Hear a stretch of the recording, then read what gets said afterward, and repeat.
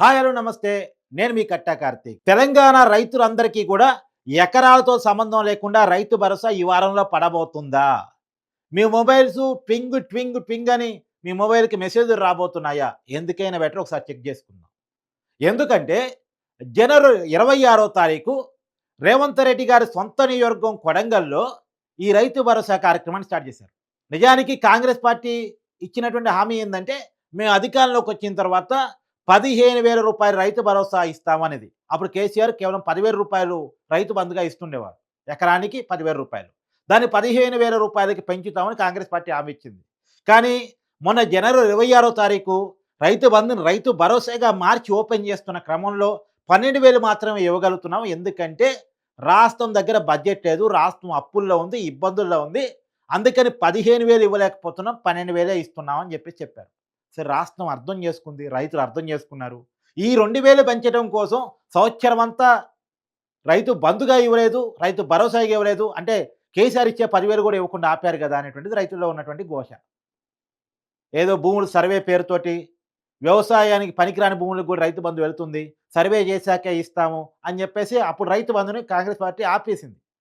ఒక సంవత్సరం పాటు రైతులకి ఎలాంటి పెట్టుబడి సహాయాన్ని ప్రభుత్వం చేయలే. అంటే పేరు రైతు బంధు అయినా, లేదు రైతు భరోసా అయినా, ఈ కార్యక్రమం యొక్క ఉద్దేశం రైతు పెట్టుబడి సహాయం. రైతుకు పెట్టుబడి సహాయం. మరి ఇప్పుడు జనవరి 26వ తారీఖు స్టార్ట్ అయింది. సరే, జనవరి 26 స్టార్ట్ అయింది. ఇక నుంచైనా కరెక్ట్‌గా రైతు భరోసా పడిద్ది మాకు అని అనుకున్నారు. రూ. 12,000 సంవత్సరానికి అంటే ఈ ఈ వాటా కింద, ఈ పంట వాటా కింద ఎకరానికి రూ. 60,000 పడతది అని చెప్పేసి అందరు రైతులు ఆశించారు. ఆశించగానే మళ్ళా రేవంత్ రెడ్డి గారు ఇంకొక బాంబు పేల్చి మార్చి 31 అని ఒక డెడ్‌లైన్ పెట్టారు. మార్చి 31 లోపు అందరు రైతులకి కూడా పడతాయి అని చెప్పారు. అందులోనూ ఇంకో మాట ఏందంటే, గతంలో రైతు భరోసా కాకముందు రైతు బంధుగా ఉన్నప్పుడు, కేసీఆర్ రైతు బంధుగా ఉన్నప్పుడు 1,51,00,000 ఎకరాలకు రైతు బంధు ఇచ్చేవాళ్ళు. కానీ భూములు సర్వే పేరుతోటి వ్యవసాయానికి పనికిరాని భూములు, గుట్టలు, కొండలు, కాలేజీలు ఉన్న భూములు అవన్నీ కట్ చేయాలనే పేరుతోటి సర్వే చేస్తే 11,00,000 ఎకరాలని కట్ చేసి 1,40,00,000 ఎకరానికి మాత్రమే ఇప్పుడున్నటువంటి రేవంత్ రెడ్డి ప్రభుత్వం రైతు భరోసా ఇవ్వబోతా ఉంది. అంటే 11,00,000 ఎకరాలు కట్ చేసింది. గతంలో 1,51,00,000 వచ్చేది. ఇప్పుడు 1,40,00,000 ఎకరానికి మాత్రమే రైతు భరోసా రాబోతా ఉంది. మరి ఈ రైతు భరోసా సరే 1,40,00,000 ఎకరాలకైనా కరెక్ట్‌గా ఇస్తున్నారా రేవంత్ రెడ్డి గారంటే, దానికి కూడా మార్చి 31 అని గడువు పెట్టారు. సరే, మార్చి 31 పైన అందరికీ ఇవ్వబోతున్నారా? ఫస్ట్ రైతులు ఆశించింది ఏందంటే, తక్కువ విస్తీర్ణం ఉన్న భూములు అందరికీ కూడా, అంటే చిన్న మధ్యకారు రైతులందరికీ కూడా ముందు వేసేస్తారు. కొద్దిగా ధనిక రైతుల విషయంలో కొంత లేట్ చేస్తారేమో, అది మార్చిలో వాళ్ళకి ఏస్తారేమో అని అందరూ అనుకున్నారు. రేవంత్ రెడ్డి గారు జనవరి 26వ తారీఖు ప్రకటన చేశారు. ఫస్ట్ మండలానికి ఒక గ్రామాన్ని తీసుకున్నారు. సరే, మండలానికి ఒక గ్రామంలో ఉన్నటువంటి రైతులందరూ కూడా రైతు భరోసా వేశామని తెలంగాణ ప్రభుత్వం చెప్పింది. తర్వాత ఎకరాల యూనిట్లుగా ఇవ్వటం స్టార్ట్ చేశారు. ఫస్ట్ 1 ఎకరం అన్నారు, అరెకరం అన్నారు, తర్వాత 2 ఎకరాలు అన్నారు, తర్వాత 3 ఎకరాలు అన్నారు. 3 ఎకరాలు ఉన్న వాళ్ళ వరకే ఇప్పటి వరకు రైతు భరోసా పడింది. జనవరి పోయింది, ఫిబ్రవరి పోయింది, మార్చి వచ్చింది. మార్చి కూడా ఇంకొక వారంలో క్లోజ్ కాబోతా ఉంది. ఆ రేవంత్ రెడ్డి గారు చెప్పిన గడువు కూడా ఇంకో వారంలో క్లోజ్ కాబోతా ఉంది. ఇప్పటి వరకు తెలంగాణ ప్రభుత్వం వేసినటువంటి రైతు భరోసా కేవలం 3 ఎకరాలకు మాత్రమే. 3 ఎకరాలు ఉన్నటువంటి రైతులకు మాత్రమే ఇప్పటి వరకు రైతు భరోసా చేరింది. 4 ఎకరాలు ఉన్నోళ్ళకి, 5 ఎకరాలు ఉన్నోళ్ళకి కూడా ఇంకా రైతు భరోసా పడలేదు. నేను 10 ఎకరాలు, 15 ఎకరాలు, 20 ఎకరాలు ఉన్న రైతుల గురించి మాట్లాడట్లే. కనీసం 5 ఎకరాలు ఉన్నటువంటిది, 5 ఎకరాలు ఉన్నటువంటి వ్యక్తిని సన్న మధ్యతరగతి రైతు కింద మనం పరిగణిస్తాం. అదేం ధనిక రైతు కాదు. కానీ వీళ్ళకి కూడా ఇంతవరకు రైతు భరోసా పడలేదు. రేవంత్ రెడ్డి గారు అధికారంలోకి వచ్చిన తర్వాత, ముఖ్యమంత్రి అయిన తర్వాత స్టార్ట్ చేసిందే మొట్టమొదటి భరోసా ఇదైతే, ఈ మొదటి భరోసా స్టార్ట్ చేసిన తర్వాత కూడా ఇప్పటికీ స్టిల్ ఇంకా ఈ రోజుకి ఇంకా 4 ఎకరాలోళ్ళకి రైతు భరోసా వేసే కాడే తెలంగాణ ప్రభుత్వం ఉంది. 4 ఎకరాలోళ్ళకి ఒక 30-40% వేశారంటే, మిగతా 50-60% వేయాల్సినటువంటి పరిస్థితి ఉంది అనేటువంటిది నడుస్తున్నటువంటి చర్చ అంతున్న లెక్కల ప్రకారం. అంటే కనీసం 4 ఎకరాలకు కూడా ఇంకా సగం మందికి పైగా రైతులకి రైతు భరోసా పడాల్సింది. ఈ 4 ఎకరాలు పడాలి, 5 ఎకరాలు పడాలి, 10 ఎకరాలు పడాలి, మిగతా 10 ఎకరాల పైన ఉన్నటువంటి రైతులందరికీ పడాలి. మరి ఇవన్నీ వారంలో పడతాయా? దగ్గర దగ్గర 2 నెలల కాలంలో పడని డబ్బు ఈ వారంలోనే వేస్తారా? దీనికోసం రూ. 10,000 బడ్జెట్ అని చెప్పేసి అన్నారు. రూ. 10,000 బడ్జెట్ కూడా మేము కేటాయించామని చెప్పేసి ముఖ్యమంత్రి గారు చెప్పారు ఆ రోజు.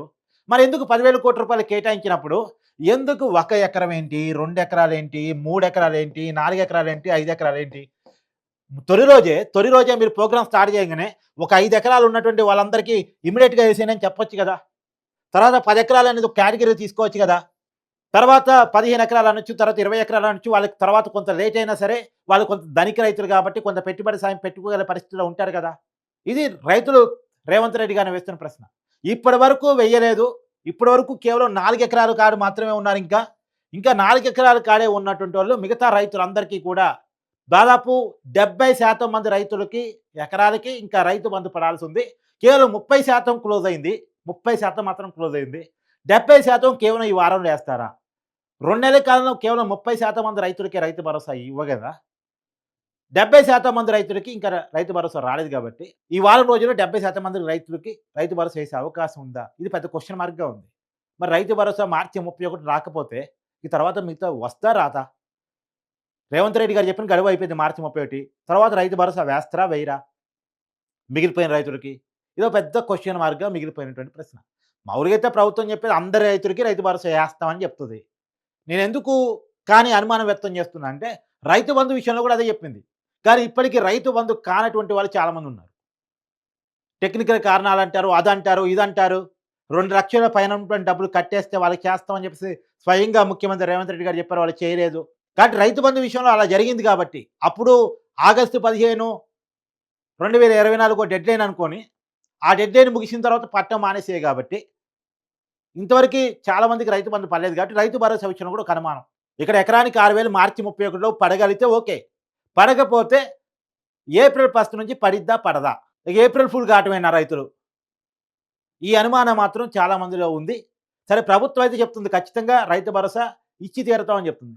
ఇచ్చి తీరతామంటే ఇక్కడ ఓ విషయాన్ని కీలకంగా గుర్తుపెట్టుకోవాలి. ఇది రేపు పెట్టుబడి సహాయం. మళ్ళా చెప్తున్నా. పథకం పేరు రైతు బందా, రైతు భరోసానా ఇయన్నీ పక్కన పెట్టేయండి. ఇది పెట్టుబడి సాయం. పెట్టుబడి పెట్టే సమయంలో రైతుకు అవసరం. మరి పెట్టుబడి పెట్టే సమయం ఎప్పుడుది? పెట్టుబడి పెట్టే సమయం అయిపోయిన తర్వాత ఏస్తారా పెట్టుబడి సహాయాన్ని? ఆకలేసినప్పుడు అన్నం పెట్టాలి గానీ, ఆకలేసినప్పుడు అన్నం పెట్టాలి గానీ, నిద్రపోతున్నప్పుడు లేపి అన్నం పెడతారా? ఆ! ఇప్పుడు పెట్టుబడి పెట్టే సమయంలో రైతుకి రైతు భరోసా ప్రభుత్వం ఎందుకనివ్వలేదు? జనవరిలో పంట వేస్తారు. ఫిబ్రవరిలో ఇంకా పెట్టుబడి ఉంటది. మార్చిలో కూడా కొంత పెట్టుబడి ఉంటది. పెట్టుబడి అయిపోయి పంట కోతకొచ్చే సమయం. ఇప్పుడు పెట్టుబడి సాయం ఏంటి అనేటువంటిది రైతులు ప్రశ్నిస్తున్న ప్రశ్న. సరే అయినప్పటికీ ఇప్పుడు కోతలకి ఎంతో కొంత పెట్టుబడి కాబట్టి దానికన్నా ఉపయోగపడిద్ది. వేయండి అనే అడుగుతున్నారు. వేయండి అనే అడుగుతున్నారు. కానీ ఈ ప్రభుత్వం ఇప్పటి వరకు కేవలం 30, 40% లోపు మాత్రమే రైతు భరోసా ఏసింది. దగ్గర దగ్గర 60, 70% వెయ్యాల్సినటువంటి పరిస్థితుల్లో కేవలం ఈ వారం రోజుల్లో 2 నెలల్లో వేయంది. ఈ వారం రోజుల్లో రైతు భరోసా వేసిద్దా? వేయదా? ఇది మాత్రం పెద్ద క్వెషన్ మార్క్‌గా ఉంది. చూద్దాం. ఈ వారంలో అందరూ రోజు మొబైల్ చెక్ చేసుకుంటా ఉండండి. బ్యాంకుల నుంచి మెసేజ్‌లు రాబోతున్నాయా అనేది. ప్రభుత్వం అయితే వేస్తాం, వేస్తాం, వేస్తాం అని గట్టిగానే చెప్తుంది. కానీ ఎక్కడో నమ్మటానికి ఏదో ఒక మూలన అనుమానం కలుగుతా ఉంది. ఎందుకంటే ఇంతవరకు రుణమాఫీ సరిగ్గా కాకపోవటం, ఇంతవరకు మొన్న కొన్న ఓట్లకి బోనస్‌లు కూడా సరిగ్గా ఇంకా అందరికి పడకపోవటం ఫలితంగా ఈ అనుమానం వస్తా ఉంది. రూ. 10,000 బడ్జెట్ క్రియేట్ చేశాము. దానికోసం పక్కన పెట్టామన్న తర్వాత కూడా ఎందుకు ఇంత లోపం జరిగింది? ఇంతకు రైతుల విషయంలో ఇంత నిర్లక్ష్యంగా తెలంగాణ ప్రభుత్వం వ్యవహరిస్తుంది అనేటువంటిది మాత్రం ఖచ్చితంగా ప్రభుత్వం సమాధానం చెప్పి తీరాలి.